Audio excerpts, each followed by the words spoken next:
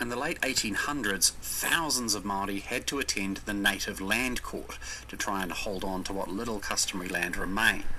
If you don't know what the land court is, don't worry, we have another episode all about it. For now, just know that while they were waiting for court they had to spend weeks or even months hanging around colonial towns and cities. And what was so bad about that? Well, here's a poem about Auckland written in 1882. Foul putrescence fire from each side of the street, and in each festering backyard slots swelter. To the kitchen to make the out. cesspits belch forth gases on fever-laden air, and fever damp uprolleth from sewer gullies there. Death grins twixt each fence paling upon each passer-by, and the earthless privy boxes cry out to the meeting room. to die. In many 19th century towns and cities, it was totally normal to throw human waste into the street or into a pit in your backyard. Dangerous bugs from human waste easily contaminated wells, rivers and lakes. Contaminated water was a major cause of death in Aotearoa, especially for young children. One of New Zealand's more deadly cities was Christchurch. In 1870, the city's death rate was twice the national average. If you want to stop epidemics of waterborne disease, the number one thing you need to do is keep poo out of your drinking water. And in the late 19th century, the government stepped up its I game don't on that mind. front.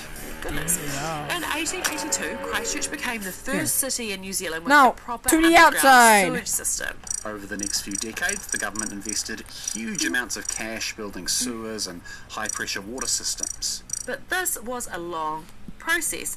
Ooh, nothing's changed. Even in the 1950s, most communities didn't have access to safe drinking water. And some places in New Zealand still have problems with dodgy drinking water today. Indeed they do. The epidemics of tokotokorangi, the spear of heaven, lasted more than 100 years. Measles, typhoid, whooping cough, influenza, tuberculosis. How many people died from all these diseases? Well, we just don't know exactly. Because the problem is that for most New Zealand history, there isn't good nationwide data on the Māori population. Instead, historians had to make estimates based on local surveys, written reports, and oral history.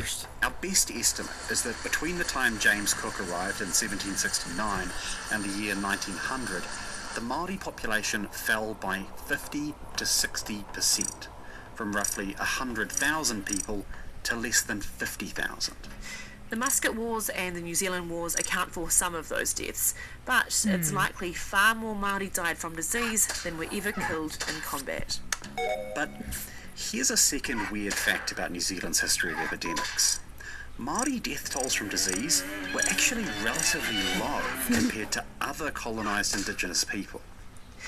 In Aotearoa, impacts of colonisation like disease and war cut the Māori population in half, which was clearly horrifying and came with all kinds of other damaging cultural impacts.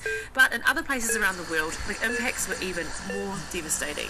In the United States, it's thought the Native American population fell by around 90%. In Australia, historians estimate the Aboriginal and Torres Strait Islander populations fell between 80 to 95%. We see similar numbers for indigenous communities all over the Pacific. And Brad killed me. Well, it's possible it did happen. A few historians think we've underestimated how many Māori were living in Aotearoa before Europeans arrived.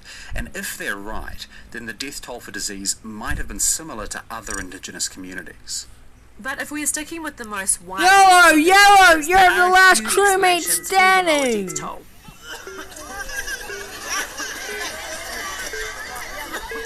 First, timing. When colonisation happened in other parts of the world, like America, there were a lot of epidemics rolling out.